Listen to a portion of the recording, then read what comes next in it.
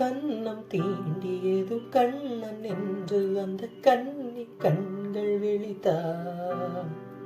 கன்னம் தீண்டியது கண்ணன் அல்ல வெறும் காற்று என்று திகைத்தாள்.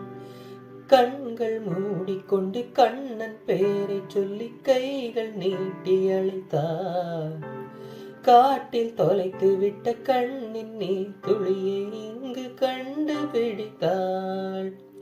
கிளியின் சிறகை வாங்கிக் கொண்டு கிழக்கு நோக்கி சிறகடித்தாள். குயிலின் குரலை வாங்கிக் கொண்டு கூவி கூவி அவள் அழைத்தாள். அவள் குறை உயிர் கரையும் உன் உடல் மண்ணில் சரியும் உன் கண்ணா கண்ணா நீவா.